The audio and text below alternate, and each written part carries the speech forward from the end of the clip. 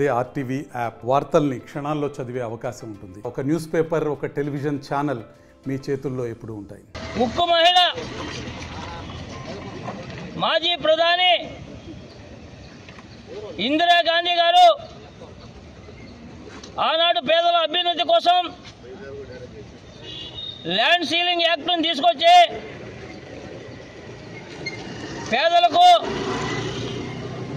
భూమి కల్పించాలని సంకల్పంతో ఆవేళ సీలింగ్ యాక్ట్ని తీసుకురావడం జరిగింది. దాని ద్వారా చిల్లకూరు మండలంలో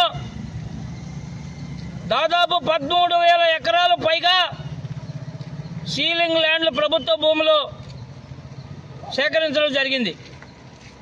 ఈ 13,000 ఎకరాలు ఎక్కడున్నాయి, ఎవరి ఆధ్వర్యంలో ఉన్నాయి, ఏ పేదవాడికి పంచారు, దీన్ని వెంటనే బయటపెట్టాలని, దీనిపై పూర్తి న్యాయ విచారణ జరగాలని కాంగ్రెస్ పార్టీ ఇవాళ డిమాండ్ చేస్తూ ఉంది. ఇవంతా అన్యాక్రాంతం అయిపోతున్నాయి. ఒక్క నేషనల్ హైవే పక్కనే రెండు పక్కల దాదాపుగా 200 కోట్ల పైగా స్థలాలు ఆక్రమించుకోవడం జరిగింది. పెద్ద పెద్ద రియల్ ఎస్టేట్ కంపెనీల పేర్లతో మేత పొరంబోకు స్థలాలు కానీ, గుంట పొరంబోకు స్థలాలు కానీ, కాలువ పొరంబోకులు కానీ సెంటు కూడా వదిలిపెట్టడం లేదు. ఇవాళ అంకణం ₹1,00,000 నుంచి ₹2,00,000 అమ్ముకుంటూ ఉన్నటువంటి పరిస్థితి. దీనిపై సమగ్రమైన విచారణ జరగాలి.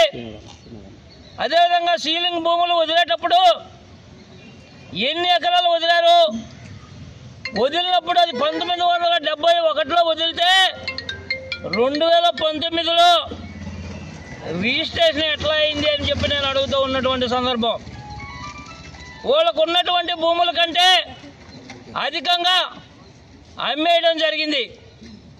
వాళ్ళు ఉంచుకున్న భూముల కంటే అధికంగా అమ్మేందుకు ఎట్లా వీలవుతుందని నేను అడుగుతూ ఉన్నాను. ఏ విధంగా మీరు దానికి అవకాశం కల్పించారో దీనిపైన పూర్తి విచారణ జరగాలి. ప్రభుత్వ భూములన్నింటి కూడా రిటర్న్ తీసుకోవాలని చెప్పి నేను అడుగుతూ ఉన్నాను. అదేవిధంగా రైటర్ సత్రం దగ్గర ఉన్నటువంటి 364, 367, 438 సర్వే నంబర్లలో దాదాపు 200 కోట్ల రూపాయలకు పైగా భూ కుంభకోణం జరిగింది. దీనిపైన విచారణ జరపాలి. వారందరిపైన చర్యలు చేపట్టాలని చెప్పి నేను కాంగ్రెస్ పార్టీ తరఫున డిమాండ్ చేస్తూ ఉన్నాను. చిల్లకూరు మండలంలో ఉన్నటువంటి తహసీల్దార్ కానివ్వండి, సర్వేర్లు కానివ్వండి, ఈ సీలింగ్ భూములకు సంబంధించినటువంటి వీఆర్ఓలందరినీ పక్కన పెట్టి సమగ్రమైనటువంటి విచారణ జరపాలని చెప్పి నేను కాంగ్రెస్ పార్టీ తరఫున డిమాండ్ చేస్తూ ఉన్నాను.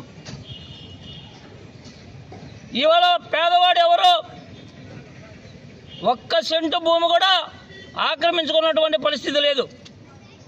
ఈ ల్యాండ్ సీలింగ్ భూములన్నీ కూడా రియల్ ఎస్టేట్ కంపెనీ కోసం కాంగ్రెస్ పార్టీ సేకరించలేదని చెప్పి మీరందరూ గుర్తుపెట్టుకోవాల్సినటువంటి అంశం ఉంది. పేదల అభ్యున్నతి కోసం, పేద ప్రజలను ఉద్దేశించి ప్రభుత్వం సేకరించినటువంటి భూముల్లో దారాదత్తం చేస్తున్నటువంటి ఈ అధికారులందరినీ వెంటనే సస్పెండ్ చేయాలని, వారందరిపై వెంటనే చర్యలు చేపట్టాలని చెప్పి కాంగ్రెస్ పార్టీ తరఫున నేను డిమాండ్ చేస్తున్నాను. ఈ రియల్ ఎస్టేట్ కంపెనీల్లో ఉన్నటువంటి పొరంబోకు స్థలాలన్నీ కూడా, అదేవిధంగా గుంట పొరంబోకులు కానివ్వండి, కాలువ పొరంబోకులు కానివ్వండి, అసైన్మెంట్లు కానివ్వండి కలిపేసుకొని కోట్లాది రూపాయలు సంపాదిస్తూ ఉన్నటువంటి పరిస్థితి. కాబట్టి సార్, మీరు మా జోలికి వస్తే మీ మీద కేసులు పెడతాం, మిమ్మల్ని ఇబ్బంది పెడతామని చెప్తా ఉన్నారు. ఎందుకంటే ఆ ల్యాండ్స్ అన్ని కూడా మాజీ ఎమ్మెల్యేలు, మాజీ మంత్రులు, గత ప్రభుత్వంలో ఉన్నటువంటి మంత్రులు మాకు అమ్మారు. కాబట్టి 2019లో మేము రిజిస్ట్రేషన్ చేసుకున్నాము, 2020లో చేసుకున్నామని చెప్తూ ఉన్నటువంటి పరిస్థితి. ఎట్లా వస్తుంది? మీరేమన్నా వాళ్ళ వారసులా? మీకు ఏ విధంగా సంప్రదాయం వచ్చింది? మీకు ఆ భూములు ఎలా వచ్చాయని చెప్పి నేను కాంగ్రెస్ పార్టీ తరఫున డిమాండ్ చేస్తూ ఉన్నాను. దీనిపైన వెంటనే సిట్టింగ్ జడ్జి చేత విచారణ జరిపించాలని కాంగ్రెస్ పార్టీ తరఫున డిమాండ్ చేస్తూ ఉన్నాను. జై కాంగ్రెస్. తెలుగులో ఫాస్టెస్ట్ న్యూస్ ఇప్పుడు కొత్త అవతారంలో 5 సెకండ్లోనే పూర్తి వార్తా సమాచారం మీ చేతిలో.